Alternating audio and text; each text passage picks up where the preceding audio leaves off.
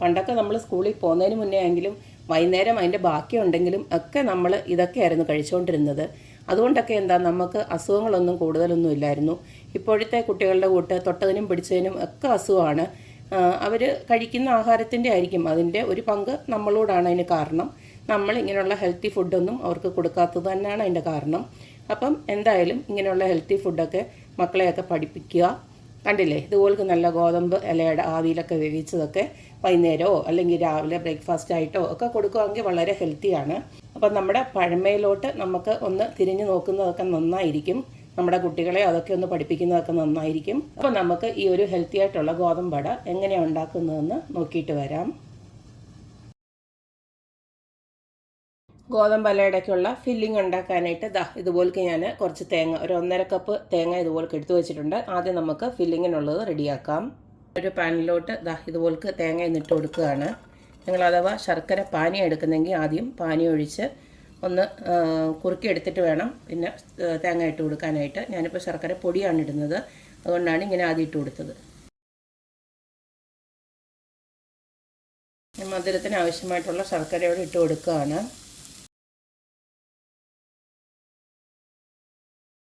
ഇനി ഇതിലേക്ക് ഞാൻ കുറച്ച് ഏലക്കയുടെ പൊടി ഇട്ട് കൊടുക്കുകയാണ്. അത് നിങ്ങൾക്ക് ഈ ഒരു മണം ഇഷ്ടമാണെങ്കിൽ മാത്രം ഇട്ട് കൊടുത്താൽ മതി, ഇല്ലെങ്കിൽ ഒഴിവാക്കാം.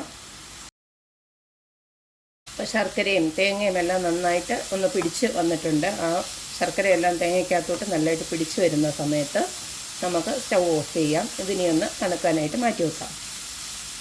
അടുത്ത് നമുക്ക് ഗോതമ്പ് പൊടി ഒന്ന് റെഡിയാക്കി എടുക്കണം. അതിന് വേണ്ടിയിട്ട് 1.5 കപ്പ് ഗോതമ്പ് മാവ് ഞാൻ എടുത്ത് വെച്ചിട്ടുണ്ട്. ഇതിലേക്ക് ആവശ്യത്തിനുള്ള ഉപ്പൊന്ന് ഇട്ട് കൊടുക്കാം. ഞാനിതിലേക്ക് കുറച്ച് ചെറിയ ജീരകം ഇട്ട് കൊടുക്കുന്നുണ്ട്. ഇത് ഓപ്ഷനിലാണ്, നിങ്ങൾക്ക് ഇതിൻ്റെ മണം ഇഷ്ടമാണെങ്കിൽ മാത്രം ഇട്ട് കൊടുത്ത് വെച്ചാൽ മതി. അടുത്തതിലേക്ക് കുറച്ച് വെളിച്ചെണ്ണയാണ് ഒഴിച്ച് കൊടുക്കുന്നത്. വെളിച്ചെണ്ണയോ നെയ്യോ എന്തോ ആണെങ്കിലും ഒന്ന് ഒഴിച്ച് കൊടുക്കാം. ഇനി ആദ്യം തന്നെ നമുക്കിതെല്ലാം കൂടെ ഒന്ന് യോജിപ്പിച്ചെടുക്കാം. ഇനി നമുക്ക് കുറച്ച് ആയിട്ട് വെള്ളം ഒഴിച്ച് കൊടുത്തിട്ട് ഇത് ചപ്പാത്തിയെക്കാട്ടി ലൂസുള്ളൊരു മാവായിട്ട് മാറ്റണം.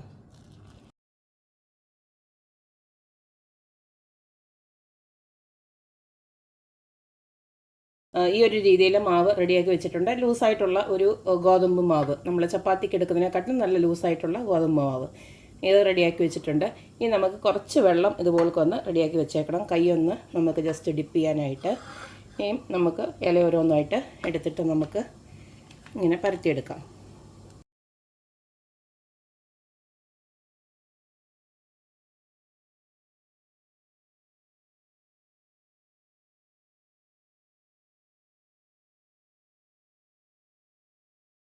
ഇതുപോലൊക്കെ നമുക്ക് ഓരോന്നിനെ ആക്കിയെടുക്കാം.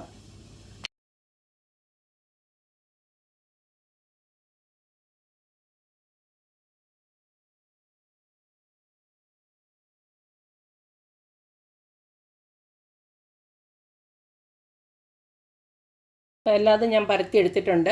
11 അടയ്ക്കുള്ളതുണ്ടായിരുന്നു. നമ്മൾ എടുത്ത തേങ്ങയും ആ ഒരു ഗോതമ്പ് മാവിനൂടെ ചേർത്തിട്ട് 11 ഉണ്ട്.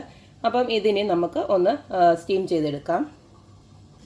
നമ്മുടെ ഗോതമ്പ് ഇലയുടെ സ്റ്റീം ചെയ്യാനായിട്ട് ഇതുപോലൊക്കെ ഞാൻ ഇഡ്ഡലിത്തട്ടിൽ വെള്ളം വെച്ച് തിളപ്പിക്കാൻ വെച്ചിട്ടുണ്ട്.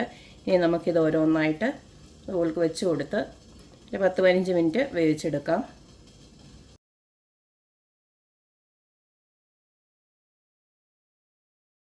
20 മിനിറ്റോളം ആവിയിൽ വേവാൻ വെച്ചിട്ടുണ്ട്. അപ്പം നമ്മുടെ ഗോതമ്പട നല്ല പെർഫെക്റ്റായിട്ട് കണ്ടില്ലേ, കണ്ടാൽ തന്നെ അറിയാം നല്ല സോഫ്റ്റായിട്ടുള്ള ഗോതമ്പലയുടെ ഇവിടെ റെഡി ആയിട്ടുണ്ട്.